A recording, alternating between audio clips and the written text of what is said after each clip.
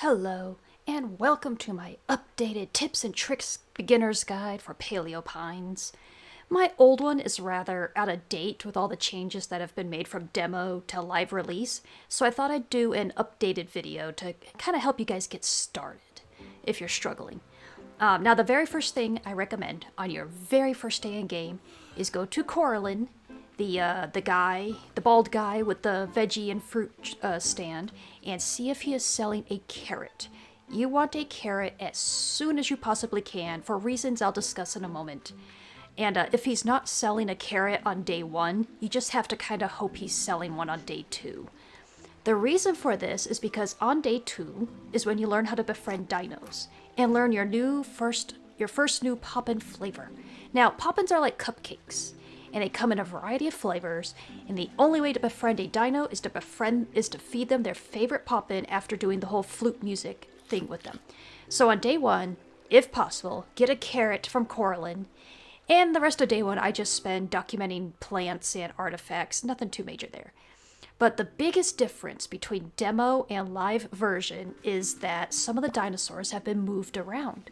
Ankylosaurus can no longer be tamed on day 2 when you get Styraco, because they now require a fully befriended and saddled Styracosaurus in order to get access to them, because they are now blocked by boulders. And likewise, the woohoo stegosaur things require a fully befriended and saddled Ankylosaurus in order to reach those. However, you can use your saddled Styracosaurus to unlock Dapplewood by breaking the boulder leading to it, and from there get access to new slasher-type dinosaurs. So you don't necessarily need a woohoo stegosaur, and you don't have to have a fully tamed and saddled Ankylosaurus in order to get a slasher. You just need a Styracosaurus. Because there's a couple of Dapplewood dinosaurs, I won't go into spoilers. There's a couple of Dapplewood dinosaurs that are slashers like the woohoo stegosaur thing, but you can get to them without having to break logs. So you don't have to have an Ankylosaurus, but you're going to want a log breaker eventually, but if you'd rather wait and get a log breaker and a slasher of the type you like, or you prefer more, you could always wait on those. So let's cover how you befriend a dinosaur. First, you have to do the flute tutorial and learn how to play their friend song. And they will sing their friend song to you, and you have to repeat it back. If you do this enough times, you unlock the next stage of befriending them, which is finding their favorite flavor. Now, to do this, look at the food items in your inventory. Let's take carrot, for example. It has 2 symbols, blue water drops and brown rocky looking shapes. Those are flavors, tastes. This means a carrot is both juicy, the water drops, and crunchy, the brown rocky looking things. So to find out their favorite flavor, you have to kind of experiment. Let's say we feed them a carrot, which is juicy and crunchy. And if they like a carrot, that means they prefer one of those 2 flavors, either juicy or crunchy. After that, you feed them another food that has just one of those flavors. So let's say we use a potato, because potatoes are crunchy and earthy. So if the dinosaur likes a carrot but does not like a potato, that means its favorite flavor is juicy, and you can focus on feeding it juicy snacks, and when the time comes, feed it a juicy poppin. So when you're trying to feed it stuff, you're gonna see the arrow bounce back and forth, and you want to get it in the dark green section. And that is when you feed it a poppin of the flavor it likes. Now you can try to feed it a poppin in the light green section, but it's not guaranteed it's gonna make it a friend. It's kind of like a 50-50 chance. So you're kind of gambling a little bit. This can take a while, just be patient. It's a bit of a balancing act of feeding them and soothing them to try and get it as close to the center as you can. Now, once you befriend the dino, you're not done yet. You have to earn its trust before it will let you saddle it. Now, this can be done in a variety of ways, and the fastest way to gain their trust is to do all of them. These ways are you could take it for a walk, whistle at it, do the 3 yellow notes to tell it to follow you, and just let it follow you around as you do your things. Feed it its favorite flavor and even its favorite snack if you've found out its favorite snack. More on that in a moment. Feed it its favorite poppin if you can afford to spend poppins like that. And make sure its pen is big enough. It's a clean pen. It has a biome it likes, helps a lot. It has the right number of friends it wants, and it has a dreamstone. So, give it pets. It likes to get petted. And play it its friend's song every day. With all those, you should be able to boost how happy they are. Now, all dinos have kind of an invisible bar that you need to fill. Each day, you can fill the green ring around the heart symbol. This represents their trust for that day. It maxes out at 100%. Styracosaurus, for example, has an invisible trust meter of like 300. So you need, at minimum, 3 days of getting Styracosaurus to 100% happiness each day for it to trust you. So if you get a Styracosaurus on day 2, the absolute soonest you can get it saddled is by day 5, because at the minimum, it requires 3 days of being at 100% happiness. And if you don't get it to 100% happiness, it's going to take longer, because it has to fill up that invisible bar. Now, feeding it its favorite snack means feeding it a food of the flavor it likes. So let's keep using our juicy example. If a dinosaur's favorite flavor is juicy, then you feed it juicy foods of different types and see what it likes. So let's say a carrot. Let's keep using carrot. If a dino's favorite food is a carrot, which is juicy and crunchy, then that means all juicy crunchy combo foods is going to be its favorite. That seems to be how it works, at least. So yeah, if you look at my example here, I won't show you the dino because it's a spoiler dino, so I won't show you the dino, but I'll show you the favorite snack section. His favorite snack was juicy crunchy. And you could tell he has a lot of favorite foods because there are a lot of juicy crunchy combo foods. Now, you can get unlucky and get a food combo that has only a few or even just one type of food item in it. Spice root, which is a wild crop from the desert, is an example of this. It is crunchy and fragrant. It is the only food that I have found that is both crunchy and fragrant. So that means that if your dino's favorite food is a spice root, that is the only favorite snack it's going to have. Now let's look at Poppins. Periodically, after you unlock the juicy Poppin on day 2, Pippin will occasionally offer you a new flavor. It seems to happen every 2 or so days.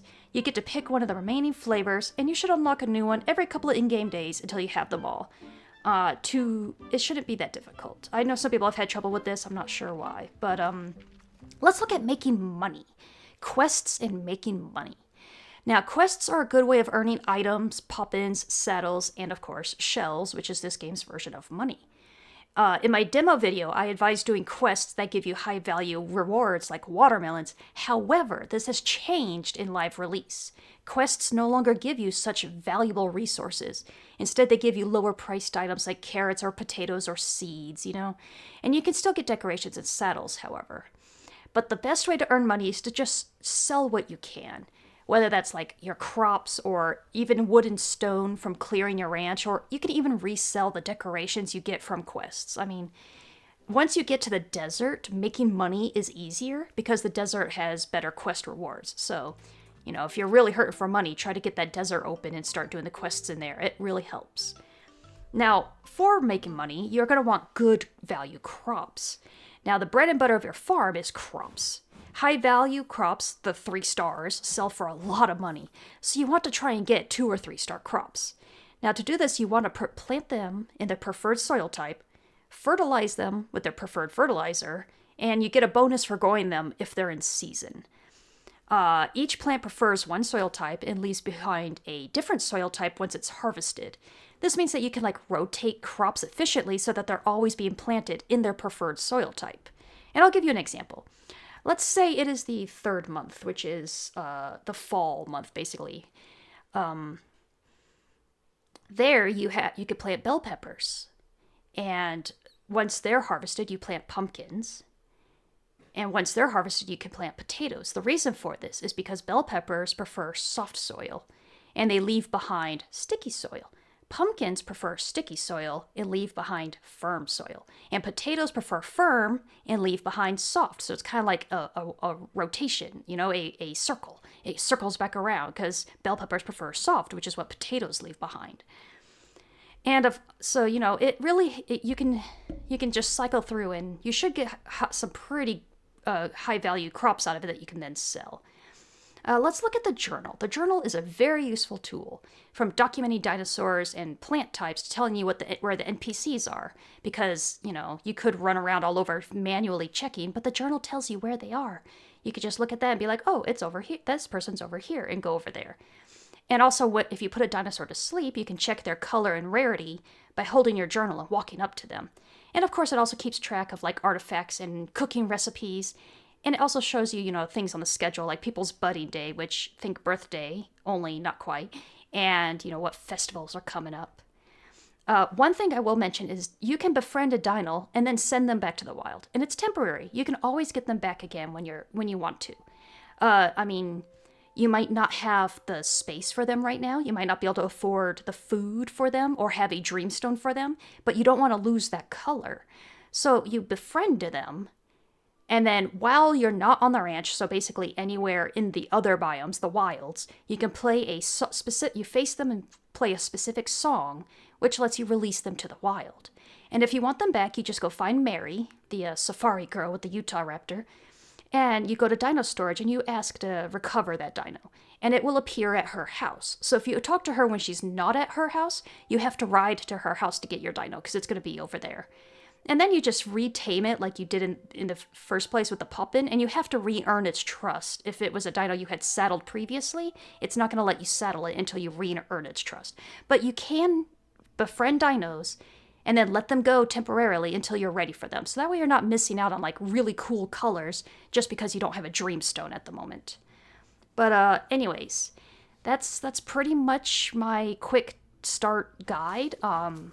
Too long, didn't read. Get a carrot on day 1 if you can. Turnips, watermelon, pumpkins all sell very, very well, but any 3-star crop is going to be worth selling. You want to get 3-star crops by, planting them in their appropriate soil and whatnot. But yeah, hopefully this helps some of you get a start if you've been struggling. I tried to avoid spoilers. I am going to have a spoiler dino in here, of course, because it's been my example dino for the whole video. But other than that, hopefully I haven't spoiled too much. And I hope you guys are enjoying the game. I know I love it, and I look forward to seeing how much everyone else is loving it too.